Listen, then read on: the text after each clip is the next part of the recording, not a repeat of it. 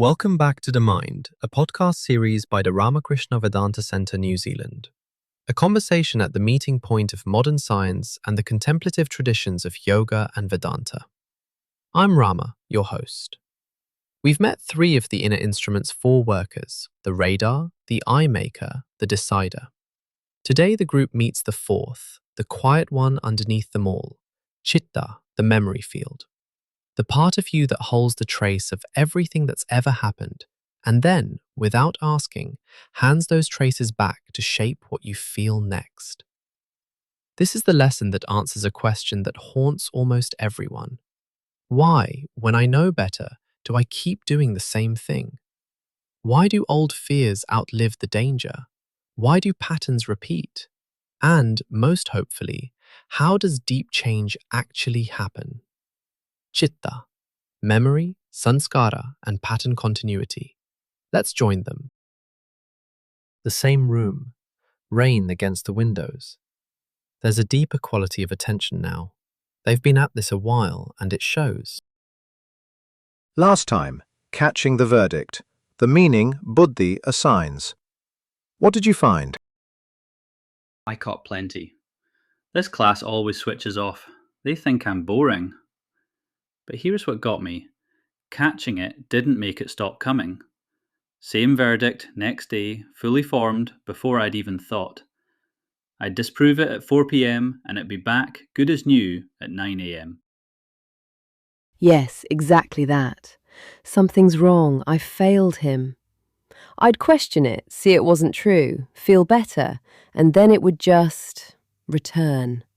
Like it had a life of its own, independent of the evidence. Mine was the bluntest version. I know, rationally, completely, that one bad seminar doesn't make me worthless. I can argue it perfectly, and it changes nothing. The feeling doesn't care what I know. And there, all three of you, is the great puzzle of the human mind. The one this lesson exists to answer. Why does knowing better so rarely change the pattern? You caught the verdict, you disproved it, and it came back anyway. That's not a failure on your part. It's a clue. It tells you the pattern doesn't live up on the surface where your knowing is. It lives deeper, in the fourth worker, the one that stores and reruns everything. That's Chitta, the memory field. Today we go down to where the patterns actually live. Let me start with an image. Sarah, picture a river. The water flowing through it right now. That's your moment-to-moment experience, always new, always passing. But the water isn't flowing through nothing. It's flowing through a bed, a channel. And where did the channel come from? From all the water that came before. It carved the shape. Exactly. Every flood, every season, every year of flow carved that riverbed, deeper here, silted there, bent around an old obstacle. The bed is the memory of all the water that has ever passed. And here's the crucial part. The shape of the bed now decides where today's water goes. Present experience runs along channels cut by past experience. That is Chitta. And the channels are what the tradition calls saṁskāras. So a saṁskāra is like a groove worn into me. A groove worn in by repetition, Kai, yes. But it's more than a memory of what happened. It's a stored tendency. It doesn't just record the past, it shapes what happens next. Let me give the everyday version because you've each got one. A child scolded, again and again, for every small mistake. The scoldings end. The childhood ends. But a groove was cut, shame around imperfection, and 40 years later that same person feels a jolt of dread over a tiny error nobody even noticed. The events are long gone. The groove is still live. That's almost exactly my own story, and the thing I'm most afraid of repeating with my kids. I know, Sarah, and we'll come to that. Because it cuts both ways, and the other way is full of hope. Because the very same mechanism stores the good. James, a musician who's practiced daily for years, When they sit at the piano, where does the skill come from? It just flows. They're not thinking about each finger, it's in there somehow. It's in the riverbed. Years of practice carved deep grooves of skill, and now they run effortlessly. A meditator's years of quiet do the same, grooves of calm that surface even in a storm. Chitta is doing the identical thing in all these cases, holding the pattern and handing it back. The question is never whether it grooves, it's what gets grooved. Okay, this is the bit I actually need. Why doesn't knowing better fix it? If I can prove the thought is wrong, why does it keep winning? Because, Kai, your knowing lives on the surface, and the saṁskāra lives in the bed. They're at different depths. When you reason, one bad seminar doesn't make me worthless, that's a thought, a ripple on the surface of the water.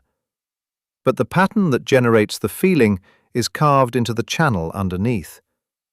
A ripple can't recarve a riverbed. That's why the argument wins on points and loses in fact. So insight is real, it's just operating at the wrong depth. Beautifully put, James. Insight is necessary, but it's working one layer up from where the pattern lives. And it gets harder because of how these grooves behave. Watch the loop. An experience leaves an impression. Later, something stirs that impression, and it rises up as a feeling or reaction, and you act on it. And the acting deepens the groove. So the next time, it rises faster and stronger, and is even easier to act on. Round and round. Left alone, the default direction is always the same. Reinforcement. The patterns you run most become the patterns you run most easily. So every time I leap to, "I've failed him," and act anxious, I'm not just having the thought, I'm deepening the channel. You're carving it a little deeper, yes, which sounds bleak, but stay with me, because the very same law is the way out. If activation deepens a groove, then what you don't feed begins, slowly, to silt up. And what you deliberately practice carves a new channel alongside the old one. The mind doesn't go backward easily, but it can be re-landscaped. That's the whole basis of change, and it's why change is slow, and why it's real when it comes. That actually helps. It means I'm not broken for not being able to think my way out. I'm just working at the wrong layer. You're not broken, Kai. That sentence alone is worth the whole lesson. You're carrying grooves that were cut under real conditions, doing exactly what grooves do. And this is precisely where the most serious modern therapy has landed. The approaches that actually help with trauma and stuck patterns, and there are several now, almost all share one feature. They stop trying to argue with the pattern and start working at the level of the stored impression itself, often through the body, through repetition, through re-experiencing it safely. They rework the riverbed instead of shouting at the water. Ancient diagnosis, modern treatment catching up. You said earlier, one groove can colour a whole personality. That seems like a stretch. How can one impression do that much? A fair challenge, Kai. And here the science and the old texts say something genuinely strange together. There was a neuroscientist, Carl Pribram, who proposed that memory isn't filed away in one spot like a document in a drawer. It's spread through the brain like a hologram. And a hologram has a remarkable property. If you cut the plate in half, you don't get half the picture. You get the whole picture, just at lower resolution. Cut it again, still the whole, dimmer. The whole is present in every fragment.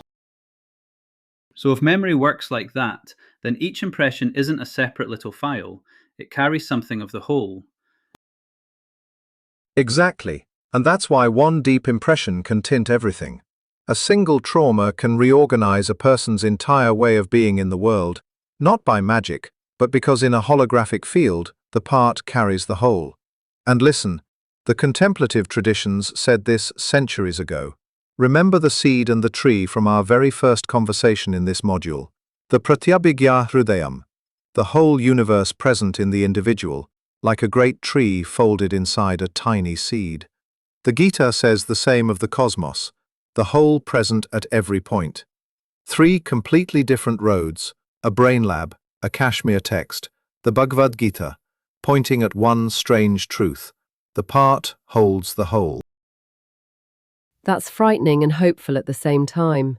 Frightening that one wound can spread through everything. But does it work the other way? That's the question that matters, Sarah, and the answer is yes, fully yes. If one dark impression can color the whole field, then one luminous one can begin to transform it.